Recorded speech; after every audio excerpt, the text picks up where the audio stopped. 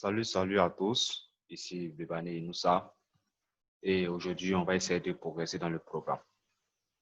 La dernière fois, on avait vu le choix des lots et la structure du marché. Aujourd'hui, on va essayer d'évoluer avec la gestion des risques et la compréhension des MetaTrader 4. Alors, on va faire d'abord une vidéo sur la gestion des risques, après sur la compréhension de MetaTrader 4.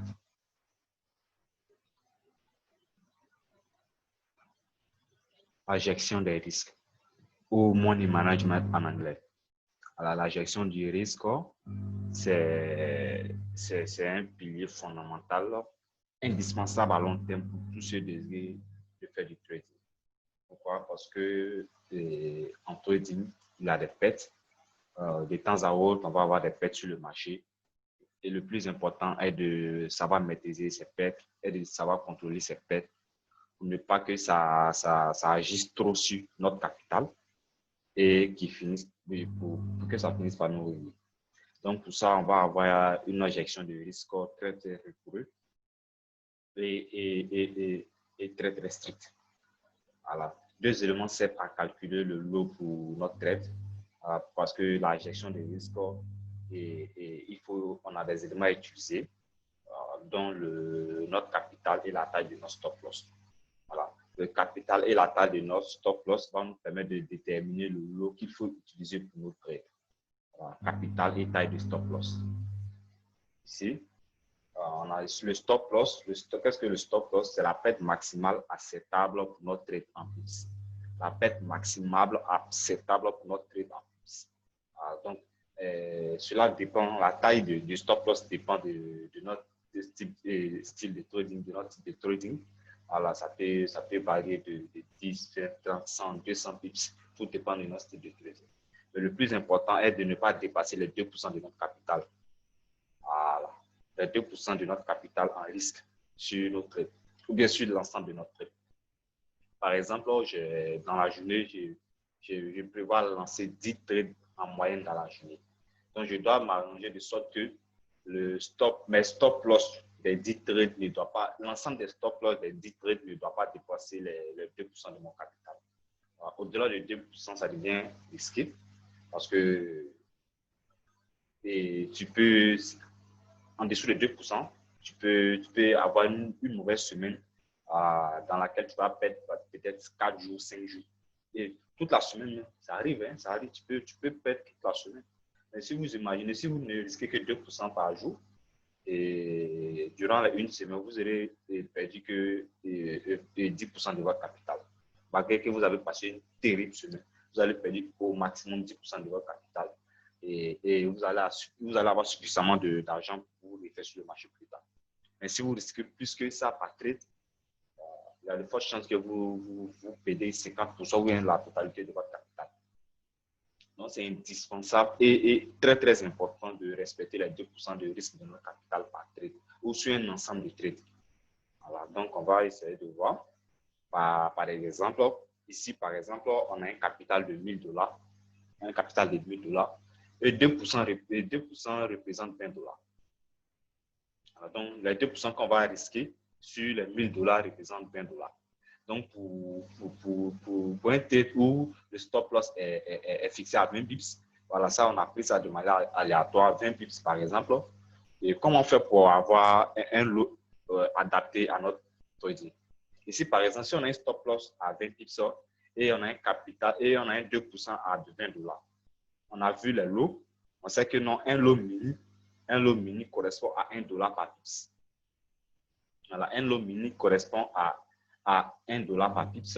Donc, on va prendre le lot mini et on va multiplier les 20 pips multipliés par les $1 et on aura $20.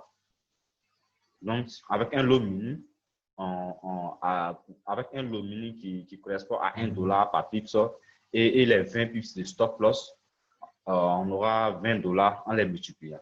Donc, avec ça, c'est adapté à ce trade pour un capital de $1000 et 2% qui correspond à $20. Alors, donc, pour un deuxième exemple,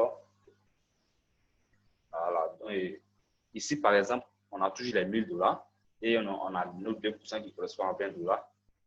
Mais ici, ce qui va changer, c'est la taille de notre stop loss. L'autre côté, c'était $20, mais ici, c'est $40.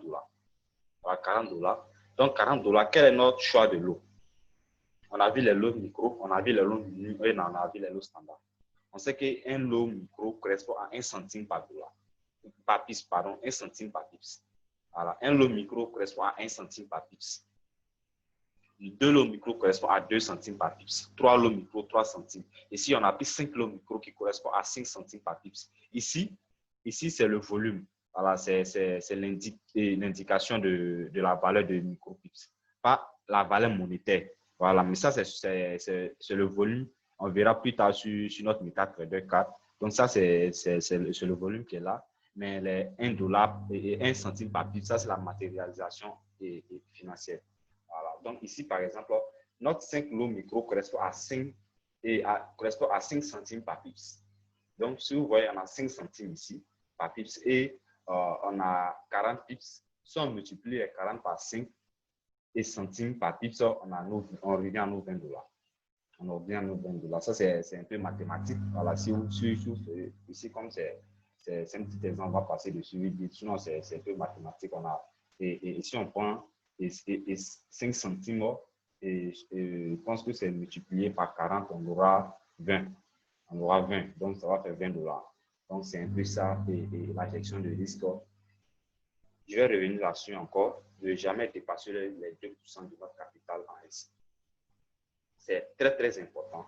Parce qu'une fois qu'on dépasse les 2% de notre capital, là, on commence à se mettre réellement en danger.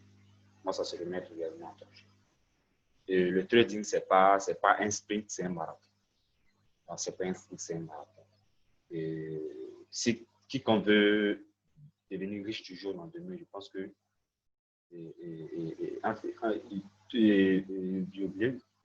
veut devenir riche du jour au lendemain, je pense que vraiment ça serait difficile. Voilà, parce que c'est un marché à risque et on peut se faire énormément d'argent, mais en respectant les règles du marché. En respectant les règles du marché et en respectant notre money management, en respectant notre gestion de risque. Voilà, parce que d'abord, pour un trader, la première chose qu'un trader fait d'abord, c'est de protéger son capital. Ensuite, songer maintenant à le booster, à le multiplier. Voilà, donc, si tu peut-être, bon, tu veux devenir rapidement riche et puis tu commences à risquer énormément de ton argent, de ton capital, vraiment, il y a des fortes chances que tu perds tes sous. Donc, le conseil que je peux vous donner par rapport à la gestion des risques, c'est très, très important. C'est très, très important. Et pour tout trader, si vous voyez un trader qui fait carrière en trading, une longue carrière, c'est qu'il sait gérer ses risques. C'est gérer ses risques. Le trading, c'est un business de probabilité. On prend des risques, mais c'est des risques calculés. Voilà, parce que le fait même si c'est $1, c'est ton argent que tu allais investir. Voilà, donc tu peux le perdre aussi. Donc, c'est un risque, mais c'est un risque calculé. Voilà, donc, on va essayer de gérer nos pertes, de manager nos pertes, pour ne pas que ça agisse trop sur notre capital et ça agisse trop aussi sur nos émotions. Parce qu'une fois que de l'argent réel est en jeu, et quand tu commences à perdre de l'argent, vraiment, ça commence à jouer émotionnellement sur toi. Ça peut te pousser à prendre des risques élevés encore pour pouvoir te rattraper et finir par tout perdre. Ou bien ça peut te décourager, te stresser. Et tu auras même peur de prendre des trucs. C'est ça pourquoi on a vu l'aspect psychologique. Et cette partie va nous permettre de contrôler l'aspect psychologique. Alors, le contrôle de l'aspect psychologique, beaucoup va dépendre de notre gestion de risque. Et tout et tout. Donc, je vous remercie pour ce cours. Alors, on va essayer de progresser pour la prochaine fois. Merci.